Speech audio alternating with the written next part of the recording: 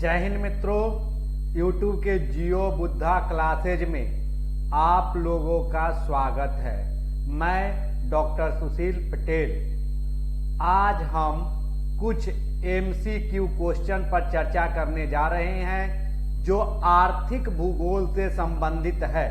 तो देखिए, प्रथम क्वेश्चन जो स्लाइड पे देख रहे हैं कि क्रिस्टेलर के केंद्रीय स्थल सिद्धांत में परिवहन नियम का क्या संकेत है।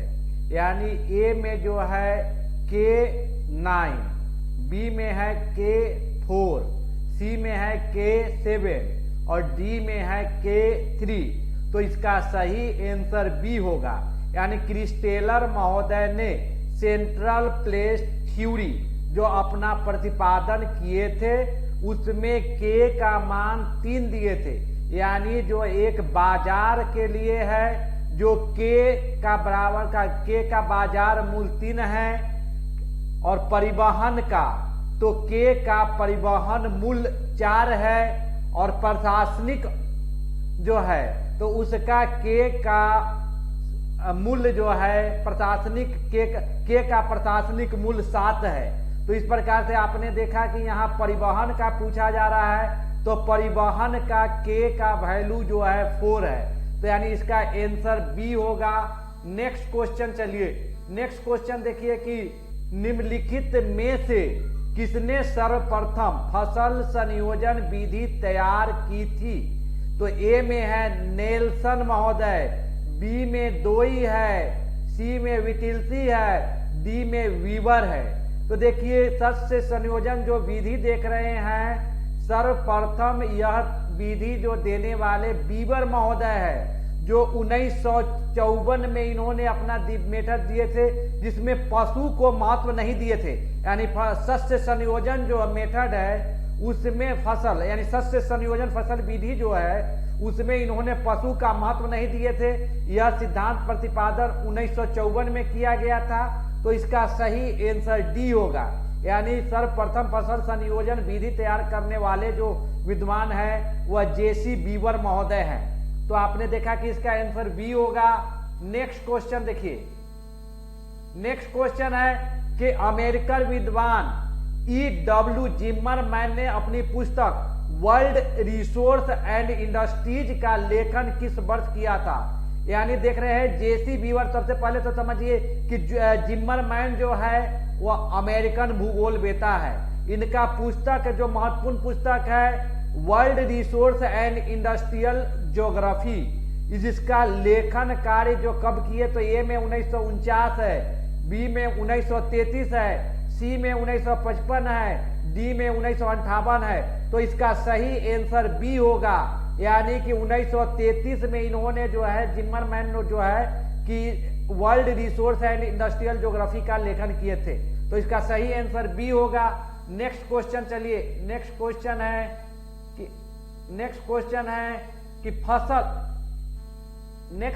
है कि फसल संयोजन क्षेत्रों को वर्णित करने वाली निम्नलिखित विधि को उनके प्रतिपादन के काल क्रम में व्यवस्थित करें। यानी कुछ विद्वान जो फसल संयोजन मेथड दिए हैं तो उनको ईस्वी के साथ उसको अरेंज करना है। तो एक में देख रहे हैं डोई है, बी में रफीउल्ला है, सी में वीवर है, डी में कोपेन है। तो अभी आपने तो सुना कि जो सबसे पहले जो है कि वीवर महोदय ने जो है कि जो फसल संयोजन मेथड दिए थे जो 1954 में। उसके बाद देखते हैं रफीउल्ला महोदय है, रफीउल्ला ने फसल संयोजन मेथड जो दिए 1956 में।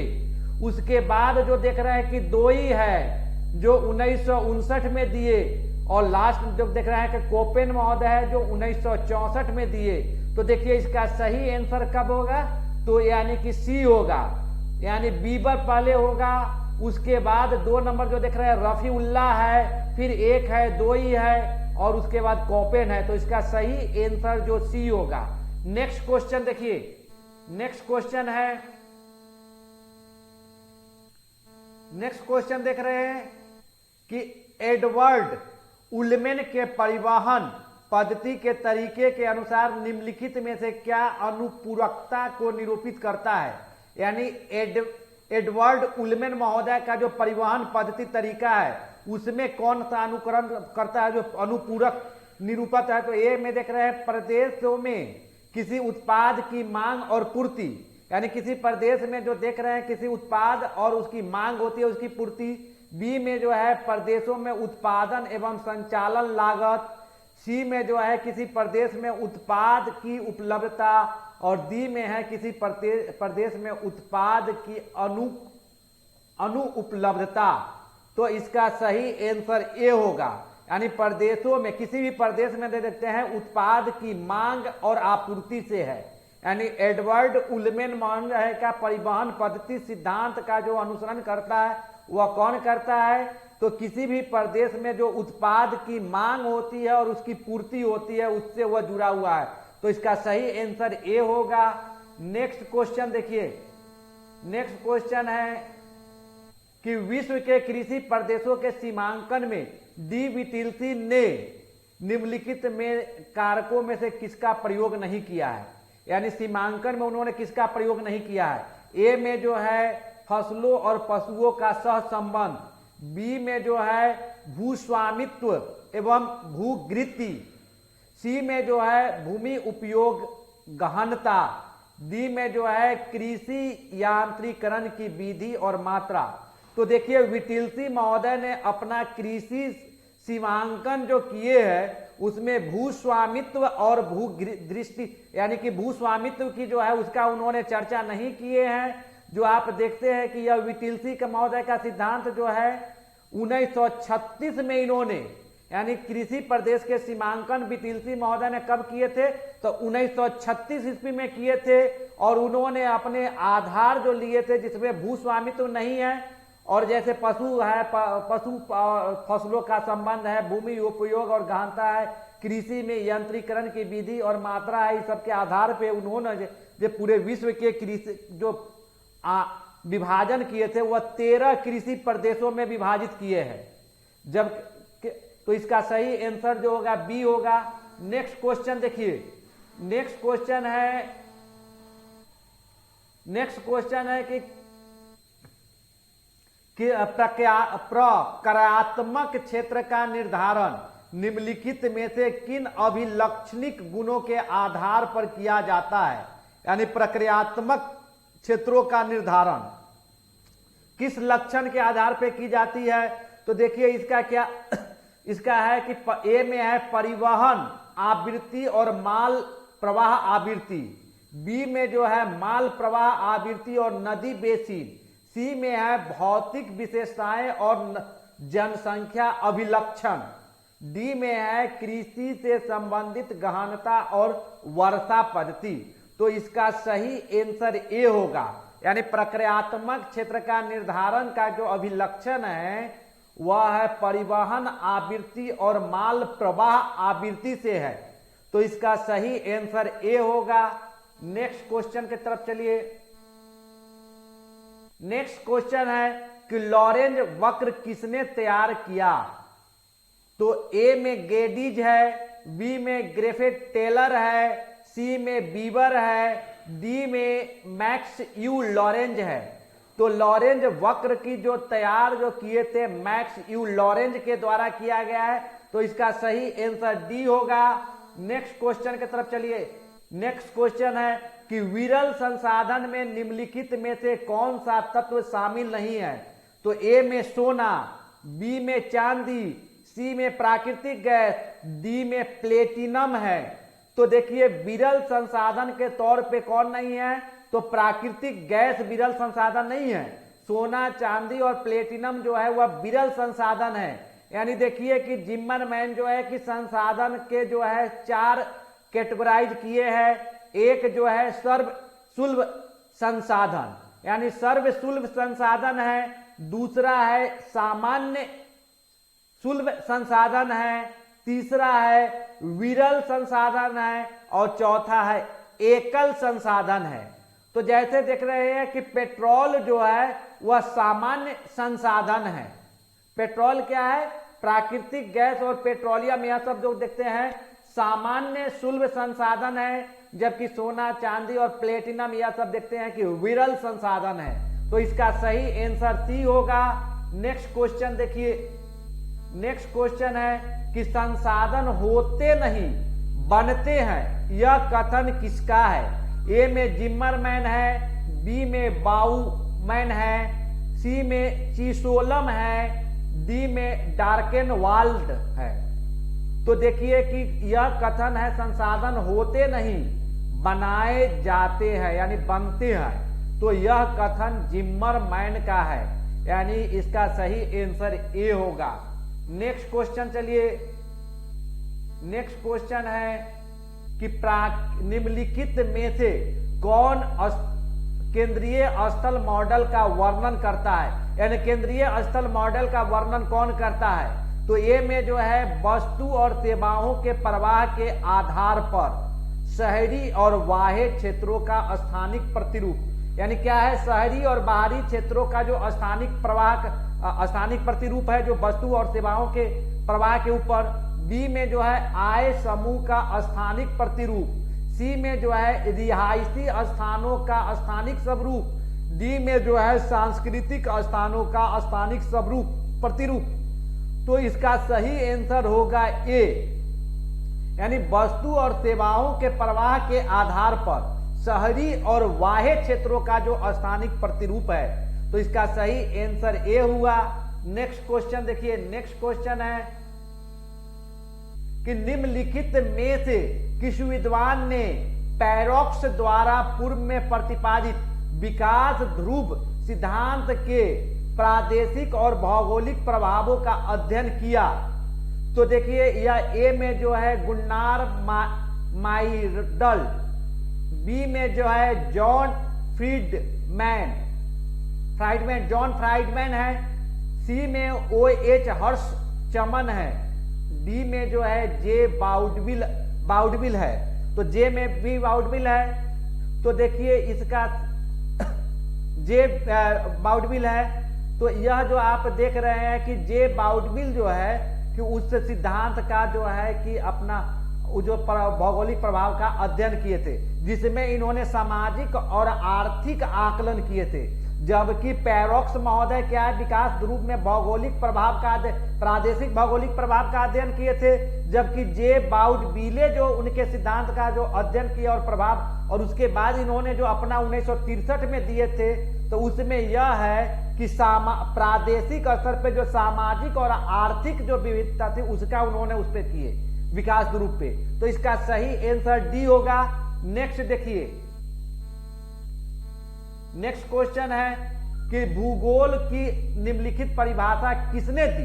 कि भूगोल स्थानिक संगठन का अध्ययन है जो प्रतिरूपों और प्रतिक्रियाओं के रूप में व्यक्त होता है। यानी भूगोल क्या है? स्थानिक संगठन का क्या है? भूगोल स्थानिक संगठन का है और अध्ययन है जो प्रतिरूपों और प्रक्रियाओं का व्यक्त करता है। तो इसका सही आंसर क्या होगा? ए में जो है हर्टसोड, बी में जो है स्मिथ, सी में एकरमैन है, डी में टॉफे है। तो इसका सही आंसर टॉफे होगा। यानी टॉफे जो है भूगोल स्थानिक संगठन का अध्ययन है। क्या कहते हैं कि भूगोल स्थानिक संगठन का अध्ययन है जो प्रतिरूपों और एवं प्रक्रियाओं के रूप में व्यक्त होता है। यानी क्या है? प्रतिरूपों एवं प्रक्रियाओं के रूप में व्यक्त होता है। यह कथन टॉफे का है, टॉफे। तो इसका सही आंसर डी होगा। नेक्स्ट क्वेश्चन चलिए, नेक्स्ट क्वेश्चन है कि सुप्रसिद्ध पुस्तक वर्ल्ड रिसोर्सेज एंड इंडस्ट्रीज के लिखे कौन है? यानी बहुत प्रसिद्ध पुस्तक है वर्ल्ड रिसोर्सेज एंड इंडस्ट्रीज के लेखक कौन है? ए में जो है हेराल्ड रॉबिन्सन, बी में जो है E.W. जिमरमैन, सी में जो है एलेक्जेंडर जो, और डी में जो है कि इयान सेलेश्वरी।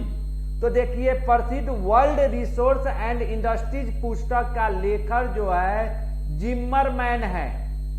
यानी जो अमेरिकन भूगोलवेता जिमरमैन है उनके द्वारा लिखा गया है world resources and industrial geography. तो इसका सही आंसर बी होगा। नेक्स्ट क्वेश्चन की तरफ चलिए।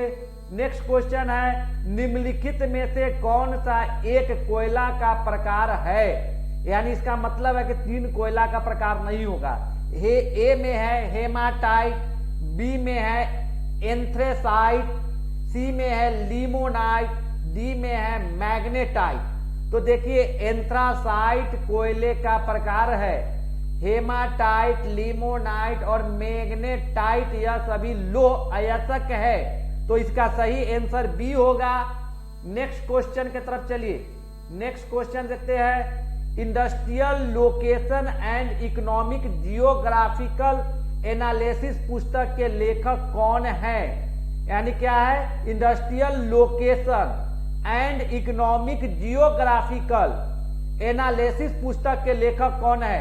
ए में जो है हुबर, बी में है स्मिथ, सी में है होर्डर एवं ली, पी में जो है लॉयड। तो इसका सही आंसर बी होगा। डीएम स्मिथ जो है location industrial location and economic geographical analysis पुस्तक के लेखक है, तो इसका सही आंसर बी होगा।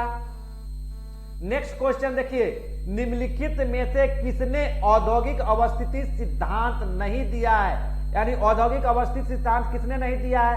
ए में जो है स्मिथ, बी में जो है पाउंडर, सी में जो है कि हुबर, डी में जो है लुइस।